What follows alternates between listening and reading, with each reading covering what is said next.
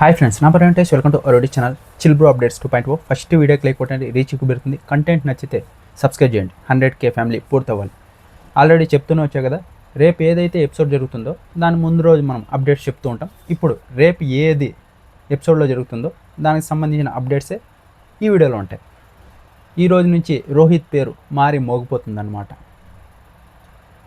చాలా బాగా పర్ఫామ్ చేస్తున్నాడు. ఒక మ్యూజికల్ చైర్ ఉంటుంది కదా, ఆ టాస్క్ పెడతారు. ఇందులో కూడా రోహితే గెలుస్తాడు. అతను ఒక టీంకి కెప్టెన్ అవుతాడు. అతన్ని కొంతమంది స్ట్రాంగెస్ట్ వాళ్ళందరినీ అతనే సెలెక్ట్ చేసుకోవచ్చు. వీకెస్ట్ వాళ్ళందరినీ సెలెక్ట్ చేసి ఒక టీం లీడర్ని కూడా పెట్టచ్చు అతను. అలాంటి టాస్క్ మ్యూజికల్ చైర్ ఉంది కదా, ఆ టాస్క్ అయితే పెడతారు. రోహిత్ అయితే విన్ అవుతాడు ఇందులో.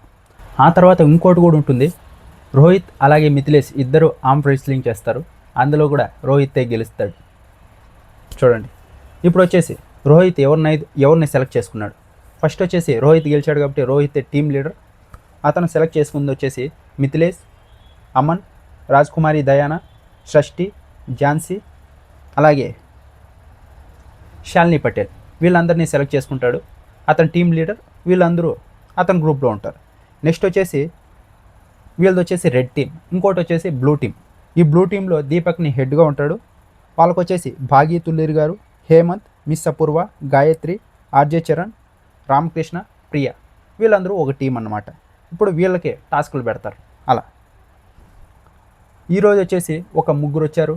డీమన్, అలాగే దివ్యనికిత, శ్రీజ రావాల్సింది. శ్రీజ యూఎస్లో ఉందంట, అందుకే దివ్యనికిత వచ్చింది. ఆ తర్వాత మన అందరి ఫేవరెట్ మాస్క్ మ్యాన్ హరీష్, ఈయనైతే వచ్చాడు. వీళ్ళు టాస్కులు పెట్టారనమాట.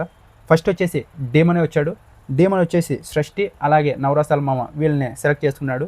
ఎందుకంటే సీజన్ 1 అగ్ని పరీక్ష చూస్తుంటే 1 హ్యాండ్ జిమ్నాస్టిక్ అని ఉంటుందట, అది చేశాడు కదా. వీళ్ళిద్దరూ అది చేసిన దానికి అడిగినట్టున్నాడు. మీలో నేను ఎవరిని సెలెక్ట్ చేసుకోవాలో నాకు తెలియదు, మీరు ఇలా చేస్తే మిమ్మల్ని సెలెక్ట్ చేసుకుంటానని వీళ్ళిద్దరూ చేసినట్టున్నారు. అందుకే వీళ్ళిద్దరిని తీసుకున్నాడు.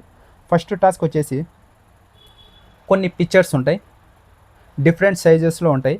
దాన్ని వచ్చేసి ఇప్పుడు ఇది ఒక పజిల్ లాగా టీవీలో ఒక పిక్చర్ చూపిస్తారు. ఇక్కడ డిఫరెంట్గా ఉంటాయి. ఆ టీవీలో చూసి ఇక్కడ కరెక్ట్గా సెట్ చేయాలి.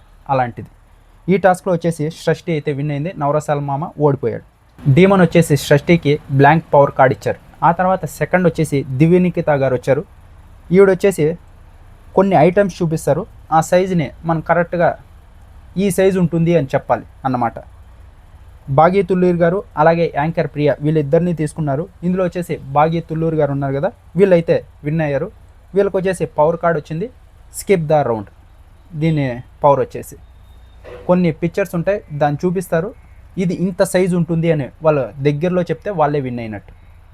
ఇంకా ఆ తర్వాత సీజన్ 1ని ఒక స్థాయికి తీసుకొని వెళ్ళిన మాస్క్ మ్యాన్ హరీష్ వచ్చాడు. బిగ్ బాస్ సీజన్ కూడా నెక్స్ట్ లెవెల్కి తీసుకొని వెళ్ళాడు. మ్యాడ్ ఫర్ ఈచ్ అదర్ని నెక్స్ట్ లెవెల్కి తీసుకొని వెళ్ళాడు.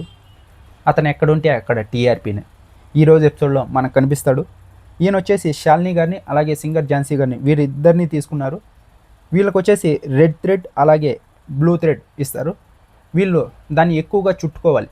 ఎవరి దగ్గర ఎక్కువ చుట్టుకొని థ్రెడ్ ఎక్కువ ఉంటే వాళ్ళు గెలిచినట్టు. ఇక్కడ సింగర్ ఝాన్సీ గారు అయితే విన్నర్ అవుతారు. ఝాన్సీ గారికి పవర్ కార్డ్ ఇచ్చారు హరీష్ గారు. ఆ తర్వాత ఇప్పుడు రెడ్ టీమ్ బ్లూ టీమ్ ఉన్నారు కదా, వీళ్ళకైతే ఒక టాస్క్ పెట్టారు. అది మామూలుగా మనం ఆడేదే. ఒక థ్రెడ్ ఉంటుంది, మధ్యలో ఒక లైన్ ఉంటుంది. ఎవరు ఎక్కువ ఈ పక్క వచ్చేస్తే వాళ్ళు ఓడిపోయినట్టు. అలా ఇందులో వచ్చేసి స్ట్రాంగెస్ట్ టీం రెడ్ టీమే.